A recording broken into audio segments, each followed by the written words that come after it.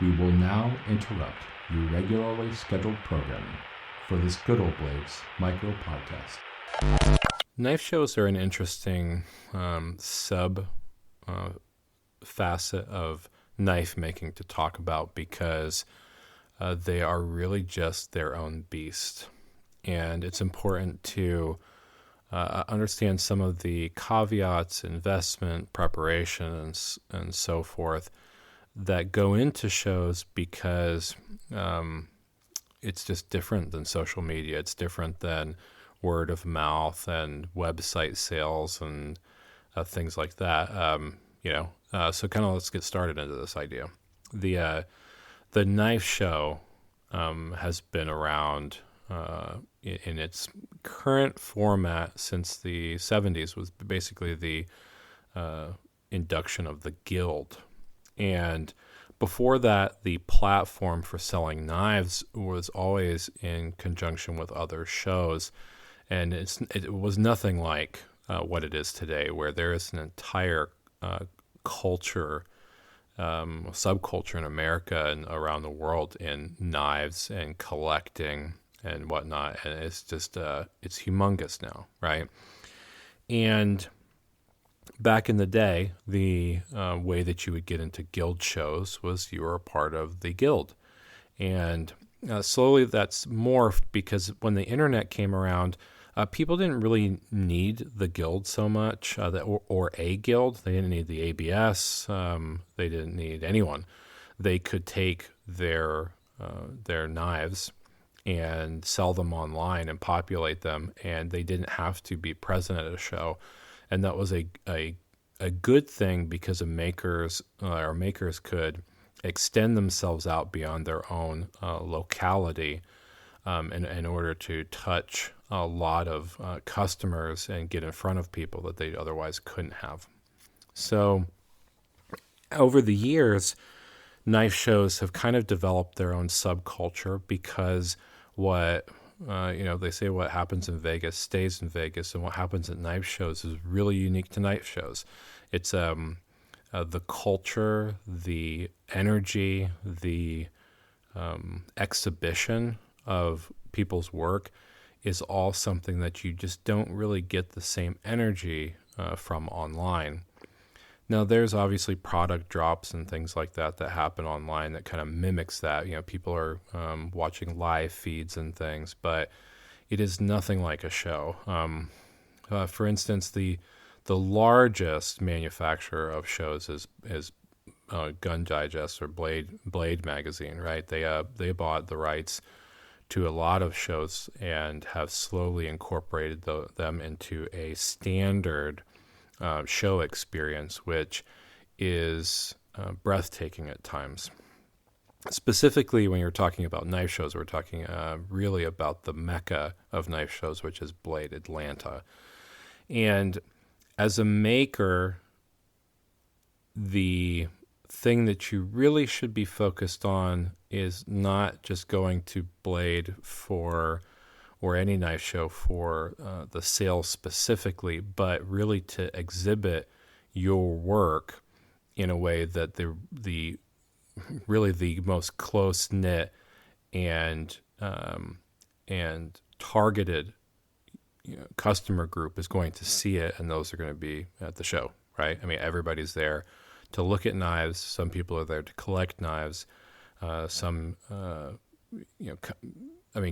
Collectors might not even be a thing. Like, they might just go to a knife show because they're like, hey, I want to check this out, and they see your knife, and that's the thing that they purchase, and you might springboard them into a life of collecting. There's also dealers there, so you really have a lot of opportunities depending on how you orient your work and your experience to how much you really get out of it. For the most part, what I look at it as is a marketing potential to get out, to be able to talk to people who maybe my customers may not be at, and just to show consistency in that I am dedicated towards making. And I love being able to talk to other knife makers too. I'm a fanboy like a lot of people, and there is just some people that only come to shows and the rest of the time they're in their shop. And so there's opportunities in the pit at Atlanta and at knife shows and other gatherings in the hotels that are usually blocked off for makers and whatnot, to get to meet and talk and socialize. So as a maker, your preparation for shows should really start quite a while before the show is scheduled. All of your work really should be done a few weeks beforehand. The less stress that you can put on yourself when you're doing shows, the better. And if all of your work is done and you're not waiting till the last minute and trying to finish buff things before you get on a plane or driving or whatever, is best. Now, have I followed that advice? Not always. There's very few times for knife shows that I feel like I've been fully prepared and can just walk out the door and go to my destination and perform the show. That's poor planning maybe on my side. Some of it has to do with life, and the rest has to do with the fact that when you're preparing for a show, a lot of times you don't really think about like what is that extra time required to get them to the pinnacle of your current experience. And sometimes, man, that's 6 hours a blade. Sometimes that's 10 hours a blade. If you're fortunate, it's a lot less. But if you're not, sometimes, it can be an investment in addition to like how long you think a blade is normally going to take. So, firstly, prepare yourself for the idea that you have like so many knives that you're going to try to take and work through them one at a time, get them all done. Let them sit for a little while and review them all. And if you have a stretch goal, you can set that and maybe get a few extra blades out. Pick a work that that you can accomplish within a given period of time versus the big, hairy, audacious goal of a master work that might take you a year or 2 years. It depends on like kind of what you're putting into it, right? So just be prepared with that. You get time management when you're making things is important. For every knife show, you have local knife shows that maybe you can drive to, and then everything else is like flying pretty much, unless you want to drive a long way. There's gas costs, there's food costs, there's hotel costs, there's the table cost itself. And in the case of most knife shows, there's usually enough demand where there's a wait list. So if you want to even think about a season of knife shows, you have to think pretty far in advance to get on the books or to reserve a table or things like that. Not all knife shows are created equal as far as table placement and things go. So, you can very easily at Blade Show get a table that's not maybe by your cadre of other makers or crafts or things like that. And it's important to know that your job is to shine and to take what tables you get. But if you're a first-time knife maker or a first-time show-going knife maker, there's always the opportunity to retain the current table that you have or skip to something else, but you're usually on a wait list to change tables. Whereas usually if you have that table, the next year you're guaranteed that as long as everything's fair and equal.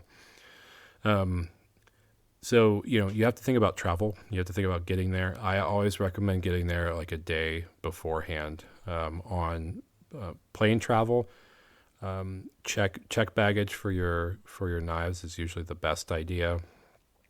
Sometimes you'll be able to like ship things through FedEx and have them insured and get there. And I don't know, you have a buddy that's in town, or you can you ship them to a FedEx location and pick them up. Sometimes that works.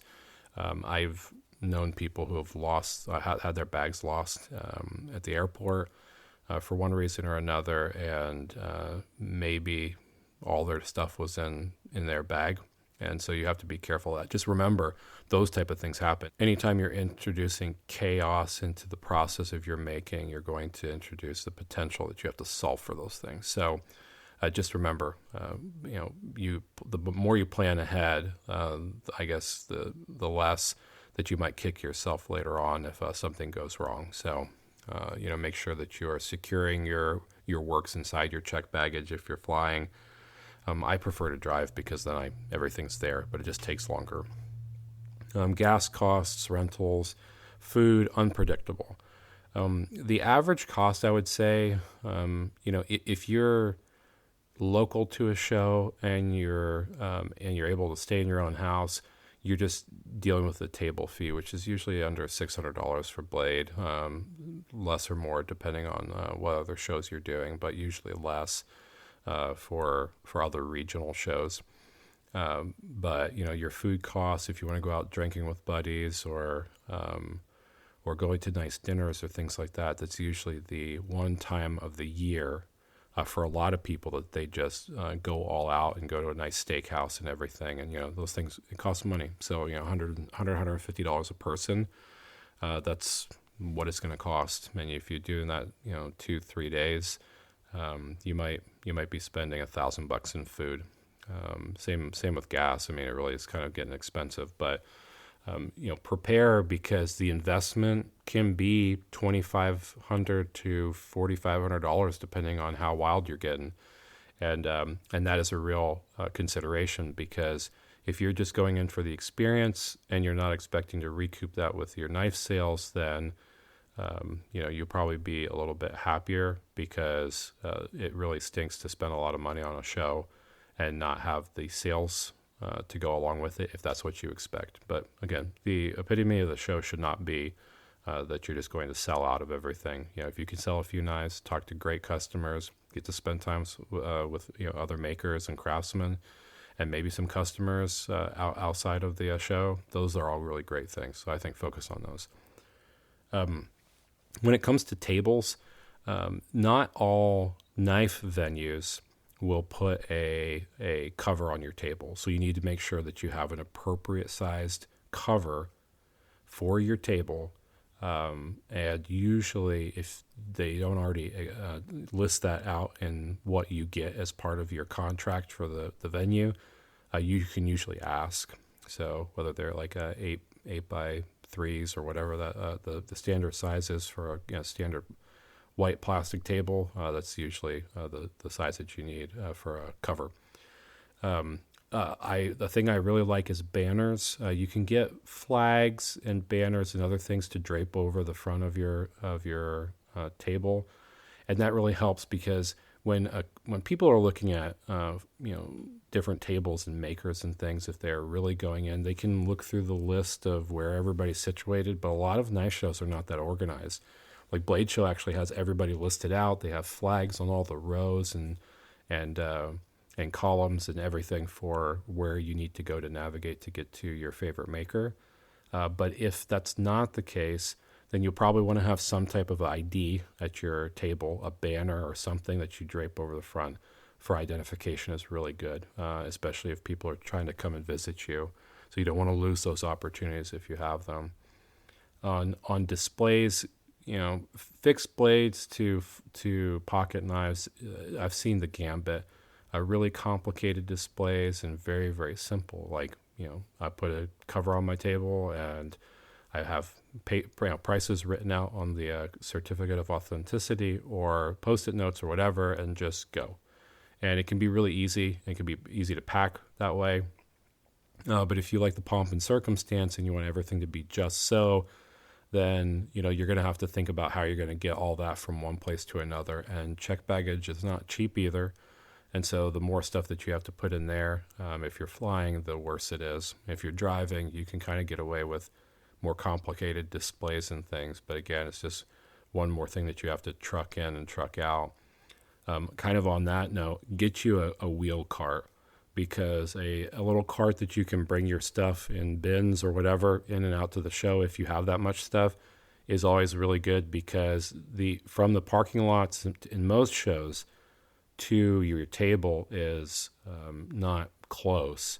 And so if you have something to wheel your work in, then you save yourself a lot of energy, especially when there's a lot of people that are in line for something. You might be carrying stuff for a while. You have to put it down and pick it up and so on and so forth. So backpacks are good. Wheeled carts are good. They're fairly cheap, under $60, and you can not have to worry so much about carrying everything that you have. So otherwise, the goal really should just be to have fun. Prepare your work, have time to inspect it before you go.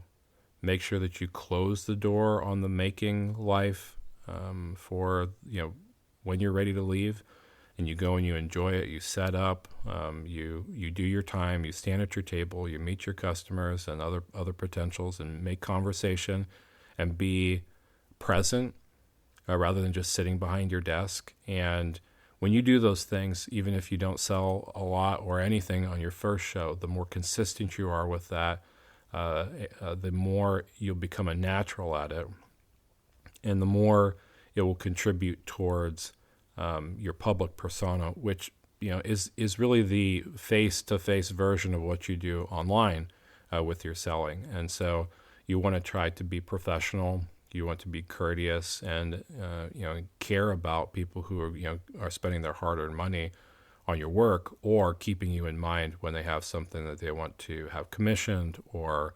they're looking to collect your work, but they're waiting. Things like that. Money's not always available at the time when you need it, but it definitely is available at the time when a customer wants to spend it. So just be aware of those things. Sometimes the opportunity arises quickly, and you have the opportunity to capitalize on it. I've had lots of sales that have been very situational, so something to think about.